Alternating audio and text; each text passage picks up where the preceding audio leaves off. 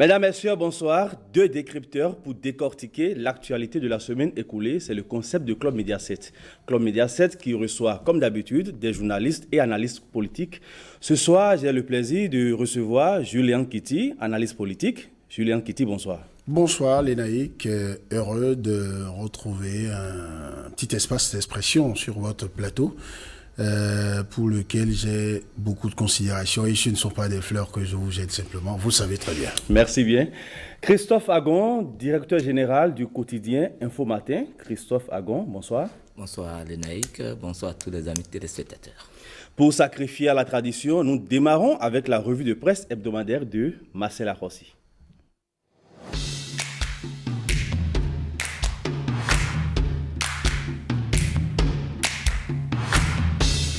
Talon Tinubu, la lune de miel se poursuit. 3 rencontres en un temps record. C'est inédit, s'exclame Fraternité. Pour l'événement précis, il n'est pas question que du renforcement des liens de coopération. Mais cette nouvelle rencontre entre les présidents Patrice Talon et Bola Tinubu est le signe que non seulement les deux personnalités s'apprécient énormément, mais que ces contacts répétés entre les hommes forts de Cotonou et d'Abuja augurent de bonnes perspectives sur les plans diplomatiques et socio-économiques, apprécie Fraternité. Les différentes rencontres n'ont rien à voir avec des réunions de crise, bien au contraire. Cela traduit, selon l'événement précis, l'engagement des deux chefs d'État à redonner un nouveau souffle aux relations entre les deux pays frères, même si rien n'a filtré de leurs échanges. Ce qui est certain, selon Fraternité, ces rapprochements successifs augurent d'un bon lendemain. Après les deux premières rencontres, des actes ont suivi, avec la réouverture totale de la frontière de Sémin, marquant une nouvelle ère. Mieux, poursuit Fraternité, il y a quelques jours, la signature d'un accord de partenariat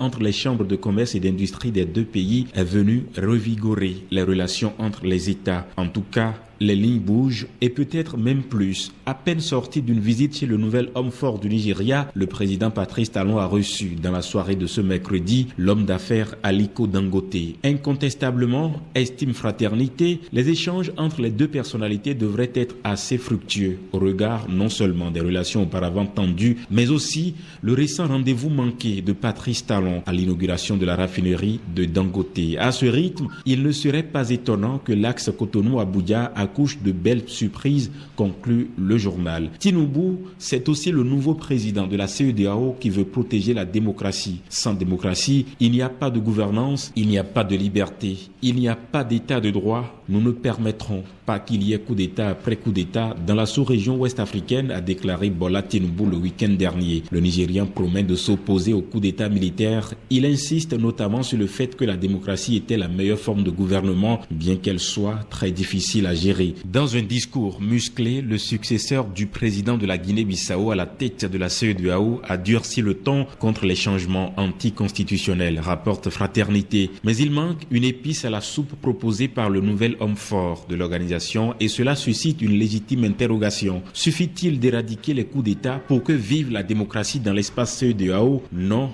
et non, semble répondre Fraternité. Les problèmes d'instabilité et de troubles qu'on observe au sein des États ne sont pas uniquement liés au coup d'État, estime le quotidien d'information. Ils sont également tributaires des ambitions de certains chefs d'État à briguer des mandats de plus, parfois au prix du sang. D'ailleurs, les récents coups d'État n'ont pas fait autant couler de sang que lors des contestations liées aux perspectives de renouvellement pour un 3e mandat, relève Fraternité. C'est fait souvent par forcing après avoir opportunément révisé la Constitution et prétesté d'une remise de compteur à zéro, poursuit-il. Du 2 poids 2 mesures, dénonce Fraternité. Au cours des 3 dernières années, on a compté des morts en Côte d'Ivoire et en Guinée-Conakry à cause de la question du 3e mandat des présidents en fonction depuis 10 ans. Alassane Ouattara et Alpha Condé ont fait passer leurs ambitions au prix du sang sans aucune sanction dans l'espace CEDEAO. Mais alors, que de sanctions n'a-t-on pas prises contre le Mali, le Burkina et la Guinée à cause des coups d'État en oubliant le mal fait aux citoyens de ces pays? Ainsi,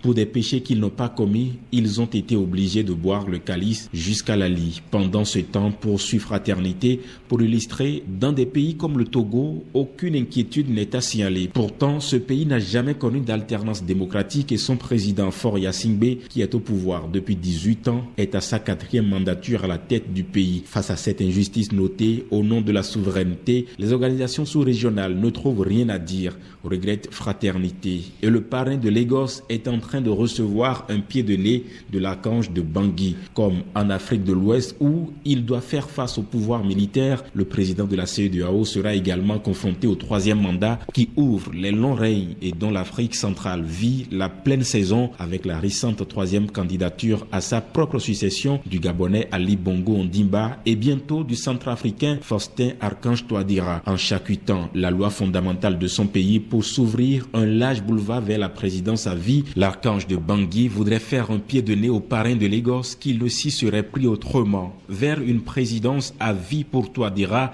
de quoi faire sourire outre-tombe Jean-Bédel Bokassa. Qui saurait arrêter l'archange qui s'emploie à dominer de ses puissantes ailes le ciel et la terre centrafricains au fin de ne laisser personne contrarier ses plans pouvoiristes.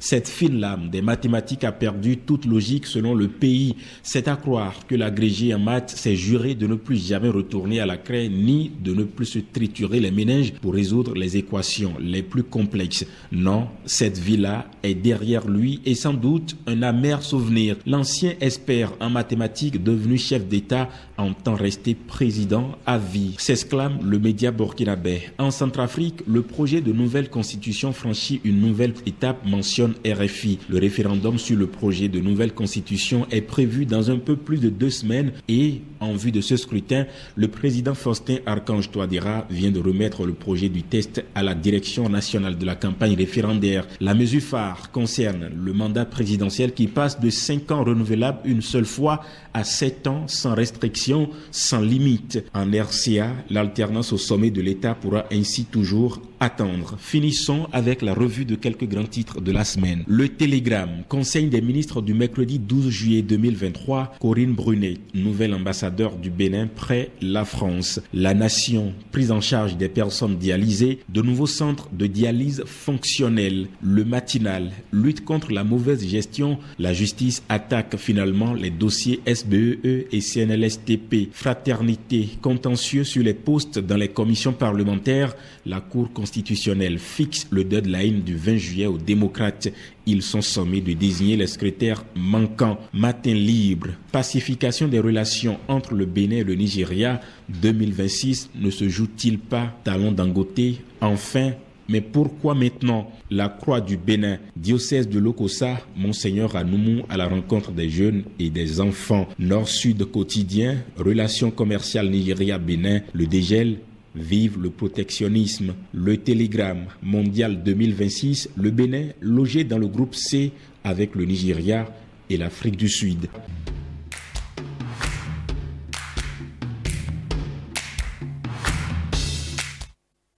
Merci donc à vous, Marcela Rossi, pour ce journal des journaux. Que pensent nos invités des sujets majeurs de l'actualité nationale? La réponse est dans 7 jours au Bénin.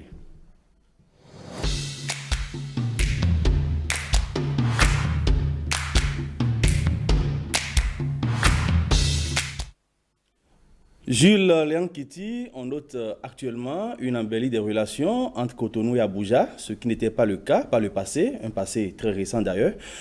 Patrice Talon était à l'investiture de Bola Ahmed Tinubu. Les deux chefs d'État se sont également rencontrés à Paris en marge du sommet sur le nouveau pacte financier mondial. Très récemment, Patrice Talon était encore à Abuja où il a eu à rencontrer son homologue nigérian. Et pour couronner le tout, c'est le milliardaire Dangote qui est reçu au palais de la Marina à Cotonou. Sous quel prisme analysez-vous tout ceci? Merci. D'abord, la preuve que ça pouvait se faire. La preuve que Patrice Talon n'avait pas en aversion les bonnes relations avec le Nigeria. La preuve qu'il n'était pas... il était quand même connaisseur de ce que représentait le Nigeria pour le Bénin. La preuve que aussi, si la diplomatie béninoise change de paradigme, ça peut donner ce résultat.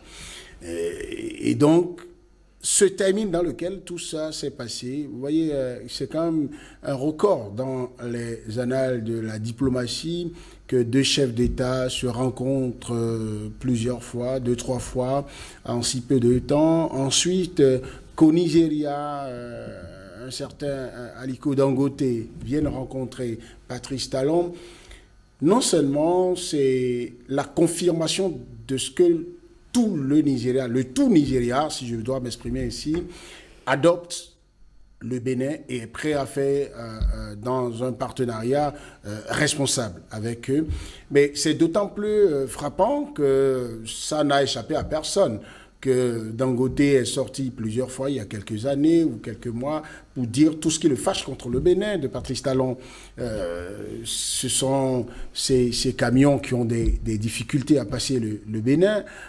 C'est son ciment produit par ces cimenteries qui n'auraient pas un marché facile au Bénin.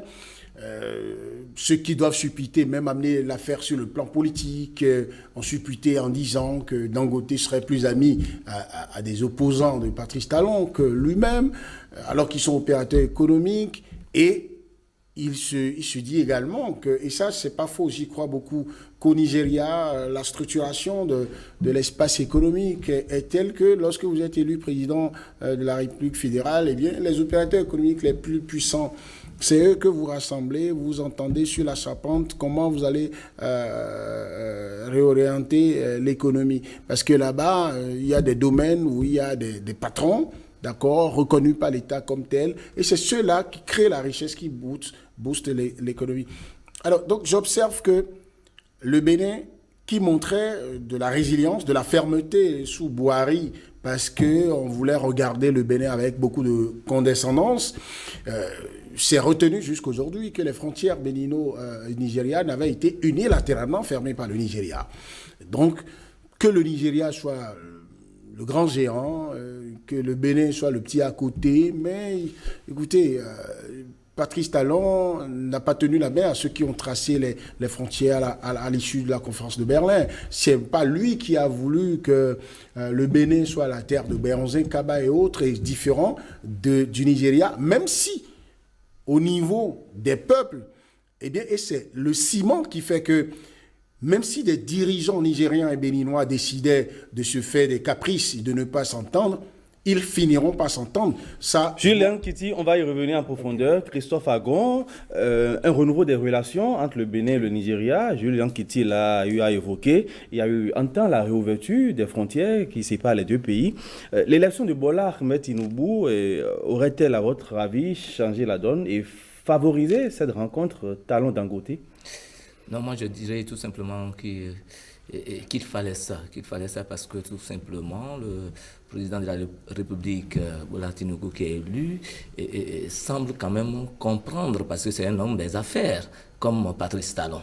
Et moi je dirais tout simplement c'est un défaut de la diplomatie béninoise en son temps, parce que tout coïncide là.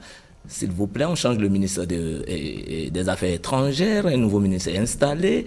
Le nouveau ministre, lorsque vous fouillez, il est Yoruba comme le président Tinubu.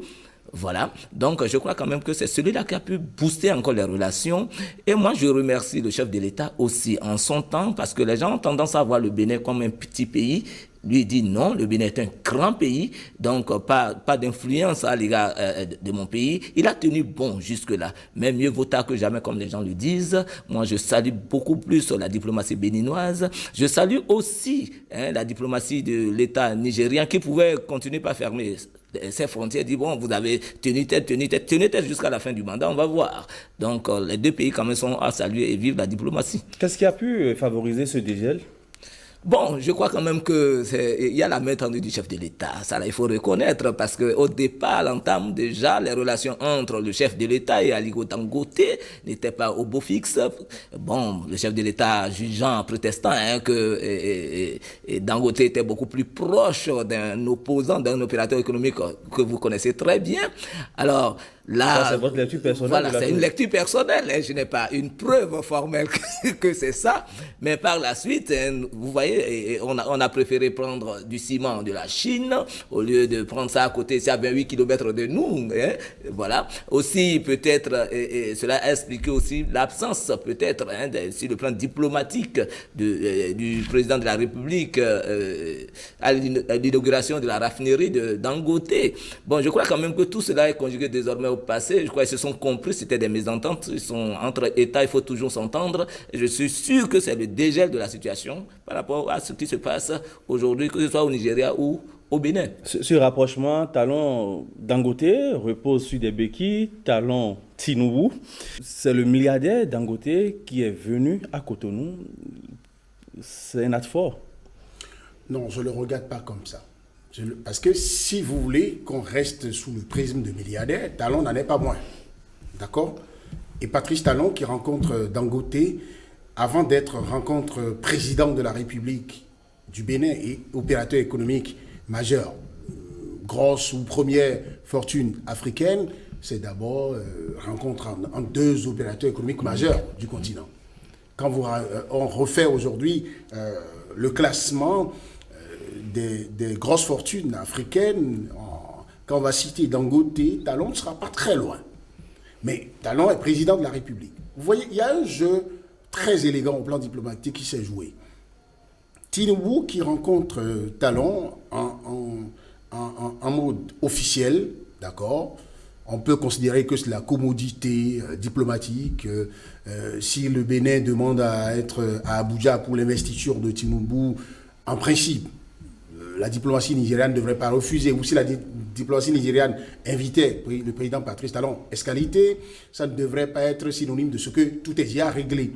Mais au-delà de ça, vous avez vu la visite du président Talon chez Tinubu. Au Nigeria, c'est très important quand vous allez rencontrer le président chez lui.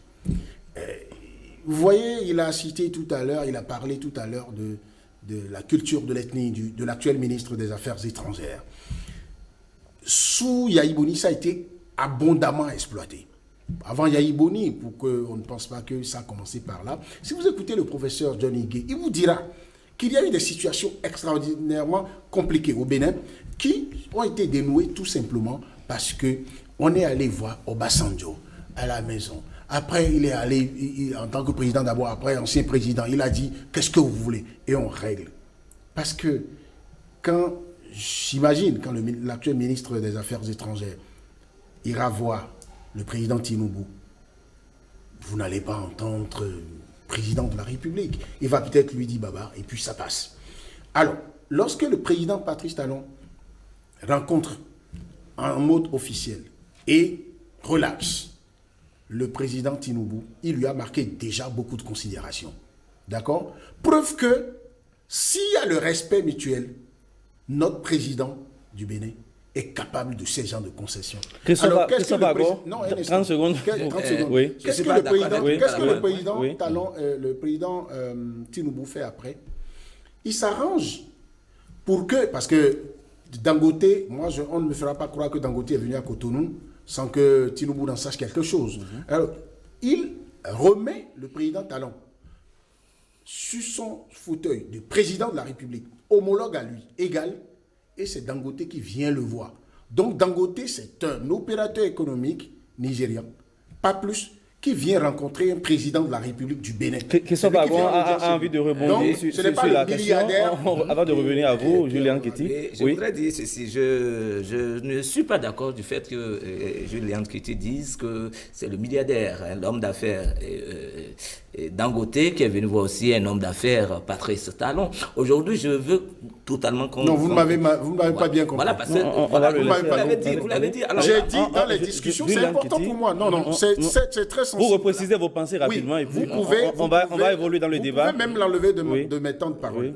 Je dis, lorsque et ma chute le montre, l'opérateur économique, pas plus, quand j'ajoute ça, nigérian, qui vient voir le président de la République du Bénin, pour montrer que après que le président Tinubu ait donné son accord, quand Dangote vient, il vient rencontrer le président de la République. Mais quand les deux se rencontrent, c'est d'abord deux opérateurs économiques qui se rencontrent. Voilà qui est reprécisé et clair. Christophe Agon, rapidement. Julien Kéti, on vous a compris. Christophe Agon, vous avez la parole. Et j'ai refusé l'image de grand milliardaire nigérian Julien Kéti. Christophe Agon, à vous. Voilà. Non, le problème en réalité, moi, je vois quand même que la présence de Dangote au Bénin était totalement nécessaire parce qu'aujourd'hui, que vous le vouliez évolue ou pas, c'est-à-dire, et lorsque la politique au Nigeria ne va pas, c'est que au Bénin aussi, ça ne va pas. Vous savez, le rapprochement historique qui est entre ces deux pays-là. D'accord. Donc, le président Dangote, je peux l'appeler ainsi, s'il est au Bénin, je crois l'homme d'affaires, PDG de ces entreprises, l'homme d'affaires, Aliko Dangote, quand même, c'est un magma de l'économie africaine. Nous savons un peu ce qu'il pèse, et venir au Bénin, je crois quand même que c'est déjà un privilège pour nous autres. Parce que moi, je crois que c'est un privilège pour nous autres, par rapport peut-être, sûrement, vous savez un peu ce qui se passe pour l'essence dans le pays. Il a une grande raffinerie. Le Bénin peut en profiter. Le Bénin peut en profiter. Le ciment qui est à côté. Vous voyez, si deux chefs d'État ont dit lorsque les éléphants se battent, ce sont les herbes qui en souffrent. Vous voyez? Donc, lorsque ça ne va pas entre deux États, c'est la population qui en souffre. Et on n'a rien à perdre à être avec le Nigeria, qui est tout juste au bout de notre nez. Au-delà de tout ce beau discours, qu'est-ce qui va désormais changer, à votre avis? Non, ce qui va changer, c'est déjà que les dirigeants entre les deux pays, les dirigeants des deux pays qui ne se parlaient pas réellement vont se parler. Et après, ils vont cesser de prendre en otage deux peuples qui sont comme deux enfants de même père et de même mère. Parce que lorsque vous êtes à Semekoudi, lorsque vous êtes à Oode, vous êtes à Igolo, les populations qui font des transactions et qui brassent beaucoup de milliards et qui vont et reviennent, pas le Yoruba, comme si il n'y a pas de frontières, ne demandent pas la permission d'un président de la République pour y aller. D'accord? Maintenant, les frontières officielles des deux pays sont ouvertes. Ça veut dire que ça va continuer à se faire. Les deux peuples vont profiter l'un de l'autre. Et lorsqu'on va vous donner les chiffres sur ce que le Bénin, les Béninois, peuvent vendre, comme s'ils produisent par exemple du riz, ils produisent de la tomate, quand les fruits que nous transformons déjà ici ou que nous pouvons vendre là-bas, si on vous dit la population, le marché, l'effectif ou la taille des consommateurs nigérians qu'on peut servir, vous allez vous attraper la tête, vous allez dire, mais il y a de l'argent à brasser. Est-ce que vous savez que quand vous prenez le système bancaire, économique et bancaire nigérian, ils sont dans la surliquidité. C'est-à-dire que voilà deux pays qui sont limitrophes, qui n'utilisent pas la même monnaie, mais c'est comme si on utilise la même monnaie. Vous avez vu quel opérateur économique se plaint de ce que, quand il fait l'échange là, il a du mal. Non, vous allez dans Lagos. Moi, je me suis promené là. Quelqu'un peut vous prendre du CFA. Et quand vous voulez changer du CFA contre le Naira, c'est vite fait. Et donc, les peuples n'ont aucun problème. Les deux, quand vous prenez les Yoruba, par exemple, comment vous distinguez le Yoruba du Nigeria, du Bénin? Peut-être que quand il va avoir l'accent anglais, vous allez savoir. Mais les Nigérians au Bénin, ils font plusieurs millions. Il y en a à Cotonou, quand ils vont vous parler fonds, ce n'est pas évident que vous sachiez directement qu'ils sont Nigérians. Donc, pour nous, ce qui va changer, c'est qu'au plan commercial, au plan économique, les deux pays vont profiter l'un de l'autre. Et deuxième chose, notre président de la République met l'accent sur quelque chose, c'est très bien. Parce que quand deux pays ont une coopération qui était en difficulté, quand elle se normalise, cette coopération, il faut que ce soit sur des bases claires. Comprenez que Patrice Talon, qui fait montre d'humilité vis-à-vis de Tinubu, mais qui insiste en même temps que les produits qui sont interdits au Nigeria, que le Bénin ne peut pas envoyer là-bas, seront interdits ici. Vous évoquez le mot coopération, cela tombe à pic. C'est une nouvelle ère de coopération qui s'ouvre entre le Bénin et le Nigeria. À quoi doit-on s'attendre? Non, il a dit, Julien, il l'a dit, c'est surtout sur le plan commercial, parce que la fluidité qu'il y a à échanger les produits Made in Bénin et Made in Nigeria devrait reprendre nos voitures ici. On avait des difficultés, les Nigériens avaient des difficultés à venir prendre des véhicules au port ici, à venir prendre des produits, ainsi de suite. Je crois quand même que ça revient, ça donne du travail encore aux jeunes béninois, ça règle encore un problème d'emploi. Déjà, donc je crois que quand vous entrez même au sein de la population, tout le monde est content. Maintenant, moi je dis, c'est à l'actif du chef de l'État il pouvait tenir tête jusqu'à la fin de son deuxième mandat. Alors, il a voulu ouvrir un peu les brèches et c'est à son actif. Je reste avec vous, chers décrypteurs. À présent, votre regard sur l'actualité internationale, c'est dans la rubrique Interactif.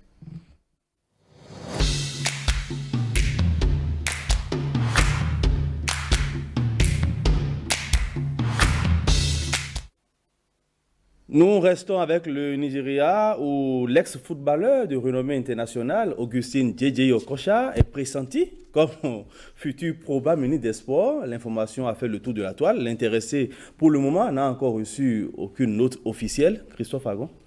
Oui, bon, ce sont les réseaux sociaux, mais je suis vraiment déçu qu'il y ait, jusqu'à présent, ça fait déjà pratiquement 3 jours, il n'y a pas de démenti formel. Bon, sûrement, on nous dira qu'on est habitué à ça. La confirmation se fera peut-être d'ici quelques heures ou quelques jours. Mais quand même, si on veut parler de l'homme, Djidji Okocha, c'est une icône du football africain. Alors, il aura 50 ans, je crois, le 14 août prochain. Djidji Okocha, c'est 73 sélections en équipe nationale, hein, et champion olympique, vainqueur de la CAN, hein, de la Coupe d'Afrique des Nations en 1994. Il est aussi meilleur joueur de cette CAN-là, de la CAN 2004 et Ballon d'Or. Vous savez, maintenant, le rapprochement entre... Ça, c'est sur le terrain de foot. Ça, c'est sur le terrain de... C'est ça, mais dans le fauteuil ministériel. Voilà, dans le fauteuil ministériel. Le fauteuil ministériel qui reste et est toujours un fauteuil politique, voire quelqu'un, par exemple. Bon, entre-temps, déjà, vous devez comprendre que Djidji Okocha est rentré dans le monde des affaires aussi. Peut-être c'est ce qui explique un peu... Le rapprochement avec Tinubu, qui est aussi un homme d'affaires. Alors, le voir aujourd'hui ministre, c'est bien. Moi, j'aurais voulu même le voir parce qu'on est habitué, à part lui, pressenti pour être ministre des Sports. On a un footballeur qui est président de la République, Georges Weah. Et d'habitude, les footballeurs, on les voit beaucoup plus entraîneurs, sélectionnés de leur équipe nationale. Mais aujourd'hui, on voit un ancien footballeur pressenti pour occuper un fauteuil politique, qui est le fauteuil ministériel. Bon, ça fait un tic. Et quelque part, encore on dit, bon, celui-là, comme il connaît mieux, parce qu'il a souffert de la maladie, il connaît mieux le mal, bon, il peut faire l'affaire. Donc, notre souhait, c'est que ce soit confirmé d'ici là. Djidji Okocha, probable futur ministre des Sports au Nigeria, une prime à la compétence et au mérite? Non, d'abord, j'y vois... bon, pour le féru du football que je suis, je serais très content si c'est confirmé que Djidji Okocha est ministre des Sports au Nigeria. Et ça reste à l'étape émotionnelle. Ça reste à l'étape émotionnelle. Mais après, je me dis, ça peut relever de la stratégie politique, hautement politique. Je n'y vois même pas les affaires. Parce que ministre des Sports... Et de la jeunesse? C'est la jeunesse. Et Tinubu, il a fait beaucoup de présidents du Nigeria. Il est un acteur politique, en plus d'être opérateur économique. C'est le parrain? Oui, c'est le parrain. Il a d'ailleurs fait campagne pour devenir président sur le thème de c'est mon tour. D'accord? Il a fait les autres et il a dit... C'est pourquoi il prend le pouvoir à plus de 70 ans, vous voyez? Donc, mais Djidji Okocha, quand vous prenez les grandes stars du football, de l'histoire du football nigérian, c'est celui qui n'a pas fait l'objet de polémiques, qui n'a pas été au cœur de situations. Donc, il reste encore l'idole d'une grosse partie, pour ne pas dire l'entièreté, donc de la jeunesse nigériane. D'accord? Quand tu vas poser la question à la génération de Michael Obi, ils vont te dire c'est Djidji Okocha. Et les dribbles de Djidji Okocha sont restés légendaires jusqu'aujourd'hui, difficiles dans les écoles. C'est enseigné aujourd'hui. Bien nostalgique de son jeu. Voilà. Il court avec vous, il laisse le ballon, et vous êtes fatigué, et puis il vient chercher. Et vous allez interroger Oliver Kahn, il va vous dire, ce monsieur, je ne vais jamais l'oublier, parce que c'était le gardien de but mythique des Allemands, et que personne ne défiait. Et il s'est arrangé pour le terrasser au sol avant de mettre le but. Bref. Du foot à la politique? Alors, je peux vous dire, Tinubu, qui a besoin de maîtriser au-delà de l'économie.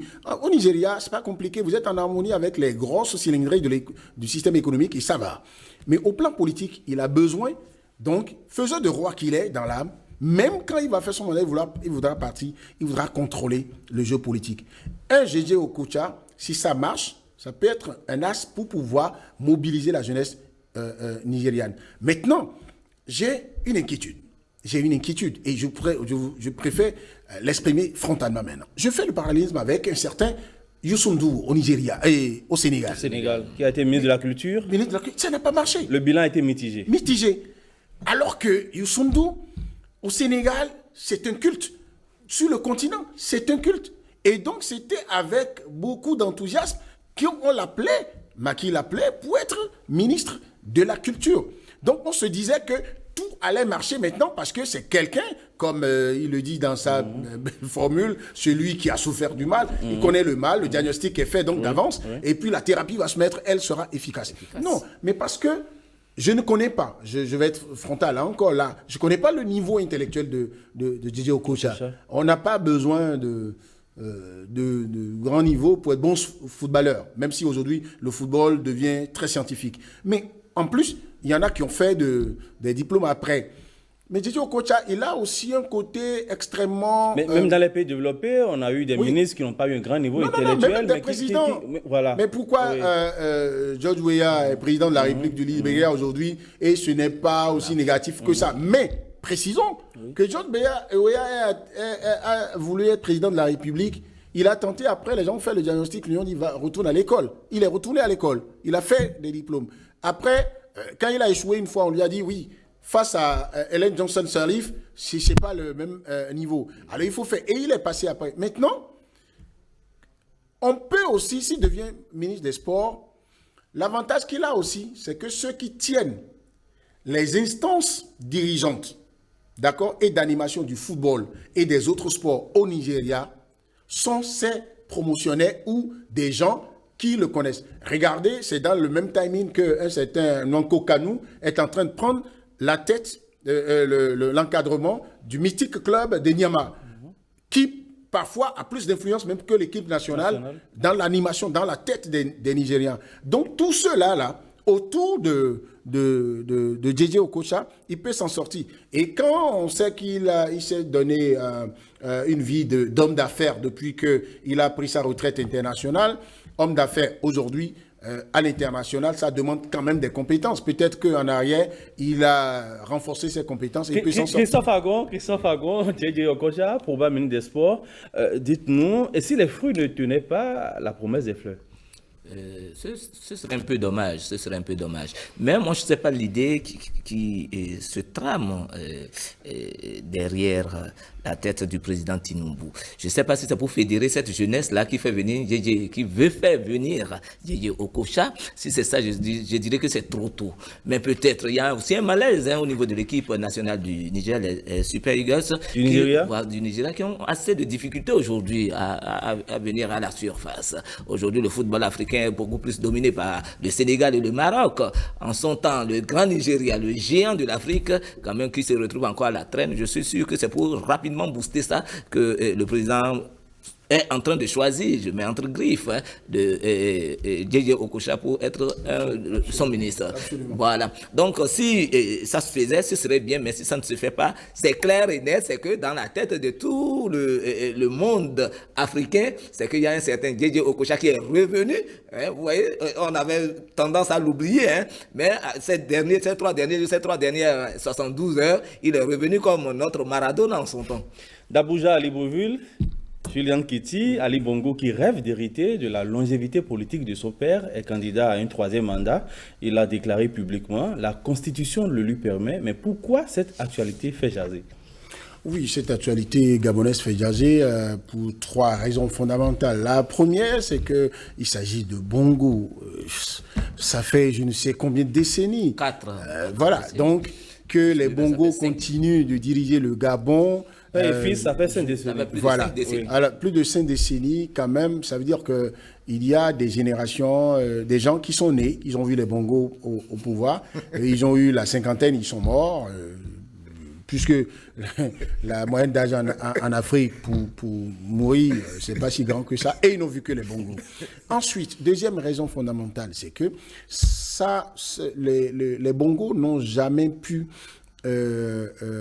redorer le blason du pays, de la présidence là-bas, en termes d'organisation d'élections frauduleuses qui le collent à la peau. J'ai suivi il y a 24 heures une interview de Jean Ping dont le nom manque cruellement à la liste de candidats, mais il a tourné les Bongo en dérision, et pour dire, bon, est-ce que c'est encore la peine? J'estime que j'avais gagné les élections passées.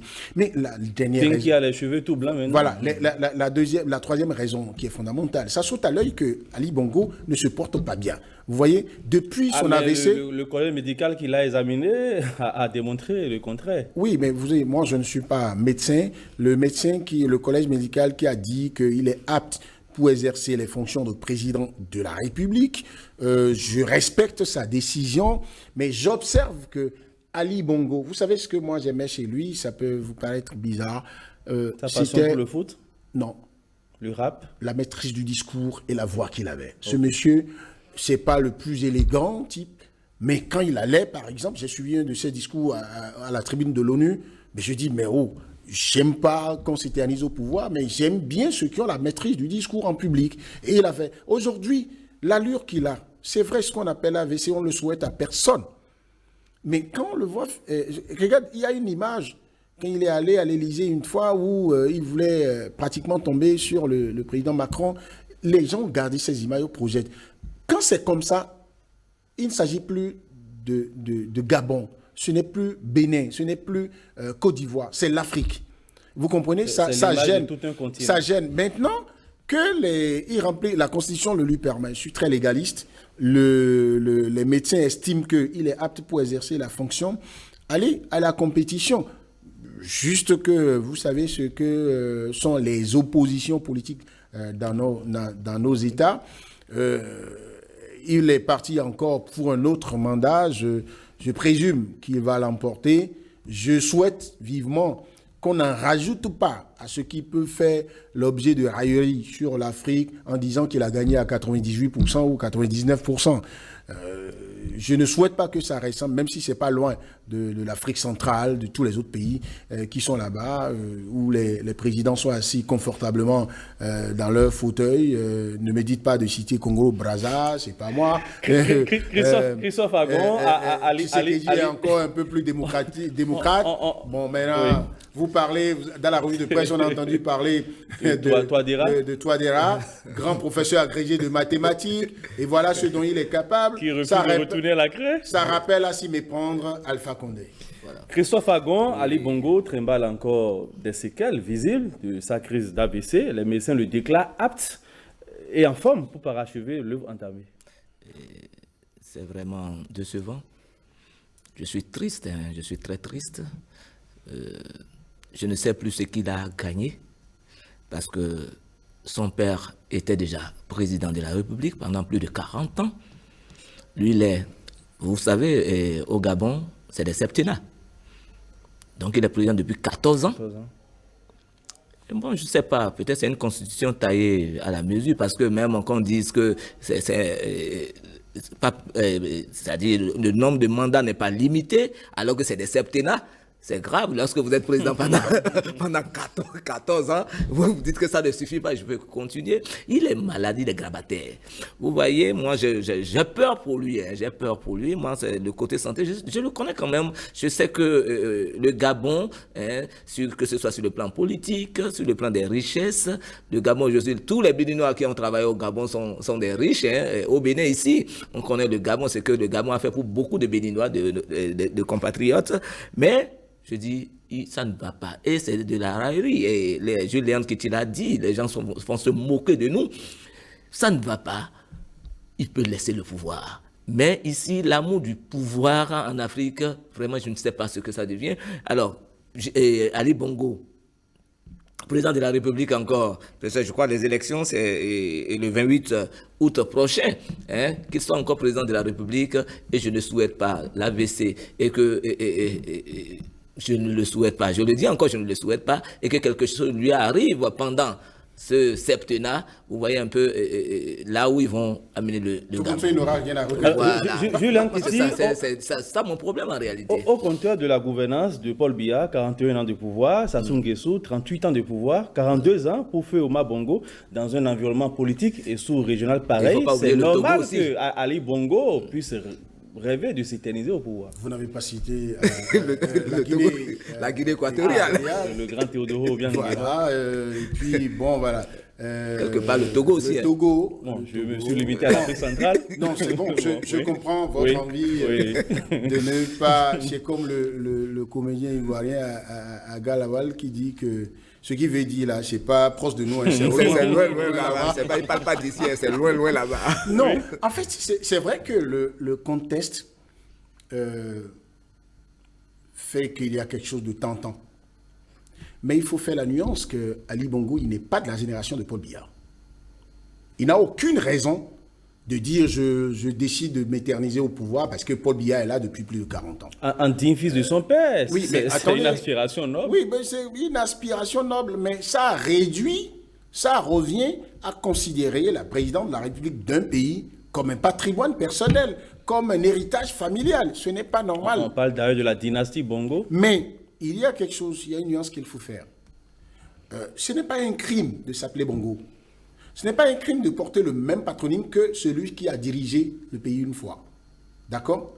Mais que ce soit mérité. Si on a retenu que nous ayons des mandats réguliers, qu'on ait alternance, si Ali Bongo est en très bonne forme, si les institutions politiques et judiciaires au niveau du Gabon fonctionnent, sont plus fortes que les hommes, si les élections s'organisent de façon régulière et qu'ils gagnent à la régulière, mais pourquoi pas? Parce que la loi ne dit pas que quand vous êtes fils d'un président, vous ne pouvez pas être candidat à l'élection présidentielle après votre père. Non. Mais regardez comment ça se passe. Tant que vous pouvez être légalement élu, vous pouvez avoir la légitimité. Mais vous pouvez... Le président gabonais, où il est aujourd'hui, mon cher ami, oublions l'histoire des... On n'entend rien que les bongos. Il peut tenir 24 heures là. La présidence de la République d'un pays aujourd'hui, à l'aide du numérique, avec les enjeux au plan mondial aujourd'hui, ne tolère plus des présidents de la République qui peuvent aller dormir pendant un mois et venir demander à leur ministre comment le pays se porte. Il a fait récemment une tournée à travers le pays. Il a montré qu'il était en forme. Oui, il a dit aux femmes qu'ils se portent très bien. Mais vous avez vu comment les gestes se faisaient. Et ceux qui étaient en face, heureusement qu'on a choisi des dames pour être en train de danser. Et vous avez dû observer que les dames ne tenaient pas compte de ce qu'ils disaient pour jouer. Elles étaient là pour jouer. Donc, pour moi, je respecte les Gabonais. Qu'on ne dise pas qu'on veut donner des leçons à nos frères Gabonais. Mais pendant qu'ils passent le temps, les Gabonais, à citer des noms de Béninois pour dire quitter notre pays, qu'ils aient le courage de faire ce débat-là. Mais malheureusement, la manière dont ça finit, tout ça, Agon, tout à l'heure, hésitait à sortir le mot. Il avait envie de dire, est-ce que c'est bon qu'un président soit là, grabataire, sa santé est comme ça, au point de mourir au pouvoir? On ne lui souhaite pas. Mais un président de la République, c'est beaucoup d'enjeux autour. S'il met sa vie en danger, quand ça arrive, le pays rentre dans une certaine instabilité. On vous aura compris, Julien Kéti. Christophe Agon, avec Ali Bongo, c'est l'éternel débat autour de la limitation des mandats en Afrique qui refait surface. L'alternance est-elle forcément gage de développement? Non, moi je crois quand même au Gabon, c'est dommage. C'est dommage. Normalement, une élection se devrait... Oui, de façon plus générale. Oui, bon, que vous le voulez ou pas, ce n'est pas pour demain. Hein, ce n'est pas pour demain, sinon en réalité, c'est ce qu'il y a debout. Vous voyez, et vous avez vu lors des dernières élections en Turquie, c'était vraiment la fête. C'était vraiment la fête, alors que c'est des pays puissants. Moi, je suis en train de voir un monsieur comme Alessandre Barro, Chambrier, qui a été le ministre d'Ali Bongo, père, d'Omar Bongo, et aujourd'hui encore ministre d'Ali Bongo, qui veut être candidat aux élections présidentielles. Ça vous rappelle pas une histoire au Bénin ici, entre le feu général Mathieu Kérékou et je crois Bruno Amoussou, ou bien un truc comme ça, où on a parlé de match amical. Il n'y a pas d'enjeu. Il n'y a pas d'enjeu pour cette élection-là. Alors qu'on aurait voulu quand même qu'il y ait une vraie fête par rapport aux élections. Maintenant, l'alternance au pouvoir, ainsi de suite, je ne sais pas de quoi les gens ont peur, parce qu'aujourd'hui, c'est la corruption qui est le nœud du problème. Les gens se disent que, attention, si je ne suis pas là, qu'en sera-t-il de tout ce que j'ai, qu'en sera-t-il de ma famille, ainsi de suite, qu'est-ce que je dois faire pour mettre tout le monde à l'abri? Donc on cherche, on dit bon, à part moi, il n'y a que moi. Oui, quand on décrit les troisièmes mandats, l'alternance, c'est vraiment la solution? Oui, c'est la solution. C'est la solution. Depuis, beaucoup de pays le font. Beaucoup de pays le font. C'est la solution. Moi, je sais pas. Bon, on a tendance, quand j'entends même ça, moi, ça me fait mal au cœur. Et le président n'a pas encore désigné son dauphin. C'est un royaume où un président doit désigner son dauphin? Non, non. Vous avez fini pour vous, vous finissez. Vous laissez la place et libre choix au peuple de dire, de mettre son devenu sur telle ou telle personne. Mais quand on dit qu'un président n'a pas encore choisi son dauphin, tant que cette portion de phrase sera en train de toujours de sortir de la bouche de nos politiciens, ça veut dire que nous avons encore du temps à faire. Des analystes politiques estiment qu'on ne doit pas forcément brandir l'alternance pour pouvoir accéder au développement. Non, dans l'absolu, l'alternance n'est pas systématiquement synonyme de développement. Parce que vous pouvez faire 2 ou 3 mandats à la tête, 2 mandats. Je ne veux pas prendre des risques. Vous pouvez faire 2 mandats à la tête d'un pays, parce que dans la plupart des pays africains, bon, c'est 2 mandats et puis un mandat renouvelable une seule fois. Mais quand vous pouvez faire 2 mandats et fini, être encore très actif, capable de faire mieux que quelqu'un qui vient après vous, qui peut être un parfait, excusez-moi, un parfait voyou à la tête du pays, parce que peut-être le peuple s'est trompé sur lui. Mais la garantie du peuple, c'est quoi? Le peuple a au moins l'impression de dire, bon, ok, on vous a vu pendant 10 ans, on va expérimenter d'autres personnes, et il n'y a que vous, il n'y a pas que votre maman qui fait des enfants intelligents. Alors, qu'est-ce qu'en Afrique, on peut par contre instaurer, selon moi, si on me demandait de faire des propositions, c'est de donner systématiquement dans toutes les constitutions africaines la possibilité que un président qui fait 2 mandats, soit ça peut être un quinquennat, un septennat, qu'il se retire et qu'on lui donne la possibilité de se représenter. Voilà. Après, peut-être un mandat d'un autre. D'accord? Le peuple a la possibilité de comparer sa gouvernance avec celle de celui qui le remplace. Comme ce qui s'est passé au Brésil. Celui-là, voilà, avec Lula. Celui-là peut faire un seul mandat, remettre son mandat en jeu, et l'ancien président peut revenir et le battre. Vous avez vu... mais dans ce cas, on peut craindre une poutinisation du pouvoir. Non, mais la poutinisation du pouvoir en soi n'est pas une mauvaise chose. En quoi c'est une mauvaise chose? Ce n'est pas avec... C'est la manière dont vous gouvernez qui est important. D'accord? Qui est importante. Parce que... Mais le fait de rester 5 ans, 10 ans, 15 ans et plus, vous-même, toutes les sciences liées au développement personnel, aux capacités humaines, par rapport à la fonction présidentielle, quand vous marquez une pause, vous reprenez vos esprits, j'estime. Parce que la charge émotionnelle que revêt la fonction présidentielle est telle que, franchement, si vous voyez quelqu'un dans le fauteuil présidentiel, quand il fait 5 ans, il demande à faire 5 ans encore, félicitez-le. Au-delà des avantages que vous voyez auxquels il veut s'accrocher. Mais quand il fait 10 ans, commencez pas à avoir pitié de lui s'il veut faire encore un autre mandat. Parce que s'il n'a pas beaucoup d'éléments, de ressources humaines, beaucoup de gens vraiment qui le maîtrisent et qui peuvent lui parler en off et le guider, s'il n'a pas beaucoup de ces piliers-là auxquels il va s'accouter, il va sombrer. Il va tomber dans la routine. Est-ce que vous avez vu 30 secondes pour vous avez finir, vu les débuts du président Mugabe? 30 secondes. Mugabe, quand on vous raconte son histoire, nous sommes tenus par le temps. C'est un héros. Regardez comment il a fini. Voilà. Parce qu'il est resté tout le temps au pouvoir. Merci à vous, Julien Kitty. Nous allons boucler la boucle avec la dernière rubrique de l'émission, les potins de la toile.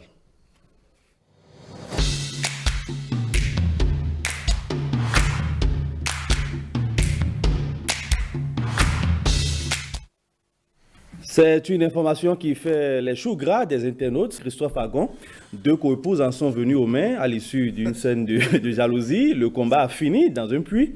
Résultat, elles sont toutes 2 décédées. La scène s'est déroulée lundi dernier à Sakété, a révélé le journal Le Potentiel. Les 2 femmes sont toutes musulmanes et vivent dans la même maison. Leur mari serait en résidence au Gabon. C'est ce qui est encore dommage. C'est ce qui est encore dommage. Le Gabon revient, hein, le Gabon revient. Alors, le mari n'étant pas là, 2 coépouses qui se battent. La scène est récurrente, hein, ça s'est passé il y a quelques temps, là. C'était à Zé, où une coépouse a tenté d'éventrer, une épouse a tenté d'éventrer sa coépouse. Hein, ça s'est passé à Zé. La scène devient récurrente. Moi, je crois quand même que ce n'est pas bien pour l'image de la femme, d'ailleurs. Je ne sais pas ce qui peut les pousser jusqu'à ce que, il y a une qui qui est enceinte, hein, et il y a une autre qui a un bébé, qui a déposé quelque part avant de commencer par se battre avec sa coépouse. Aujourd'hui, les deux ne sont plus là. Imaginez un peu, ça fait déjà 3 personnes qui sont parties, parce que moi je ne vois pas 2 personnes, ça fait 3 personnes puisque l'autre était enceinte.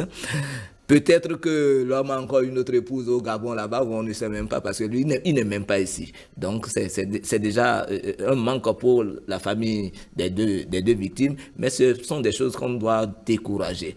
Parce que ça part d'abord de la jeunesse et de la femme pour arriver jusqu'au foyer. Et c'est pas une bonne image. Pour notre culture, moi c'est dommage quand même que ça se passe dans des villages où, je crois, le respect des familles est encore là, hein, je ne sais pas ce qui peut les pousser jusqu'à se battre, sûrement peut-être ayant oublié qu'il y a un puits là, il faut savoir un peu comment, on n'a pas vu le puits. Finalement, elle laisse encore l'homme en proie à d'autres femmes. Voilà, d'autres femmes, je ne connais pas son âge. Bon, de leur vivant, l'homme grand prédateur était déjà... en train de chasser d'autres femmes, c'est clair, parce que... Bon, on ne sait pas les raisons pour lesquelles... Parce que qui a pris 2 prendra 3. C'est ça. C'est pas un secret. Alors, elles sont musulmanes. Le risque a été de les avoir dans la même maison, peut-être? Non, mais elles sont musulmanes, m'attendez. J'ai eu l'occasion de vivre dans la proximité de familles musulmanes où j'ai vu un homme qui a 4 femmes. Les 4 étaient dans la même maison. Je les voyais habillées dans le même standing. Je les voyais toutes heureuses et je les voyais faire les travaux ménage presque ensemble. C'est peut-être une exception. Mais pour quelqu'un comme moi, qui a eu la curiosité d'avoir une version du Coran et de la lire, c'est qu'elle ne devrait pas, quand elle rentre dans ce foyer, après en arriver à faire la jalousie au point, parce que jusqu'à en arriver aux mains, nous sommes tenus par le temps, nous devons conclure. C'est comme si elles ne tolèrent pas leurs propres conditions qu'elles ont acceptées. Dommage, elles ont perdu leur vie. J'ai envie de demander aux hommes, écoutez, si vous ne pouvez pas, prenez une seule femme, et si vous devez en prendre 2, mettez une dans une ville, allez mettre la seconde très très loin. Ce sera votre mot final. Ce sera tout pour Club Média 7 de ce dimanche soir. Je le rappelle, j'ai reçu Christophe Agon, directeur général du quotidien Info Matin. Merci à vous. Merci beaucoup, Julien qui tient l'habitude de ce plateau, analyste politique. Merci. Merci à toute l'équipe de préparation et de réalisation de cette émission. Merci à vous aussi, chers amis téléspectateurs. Bonsoir chez vous.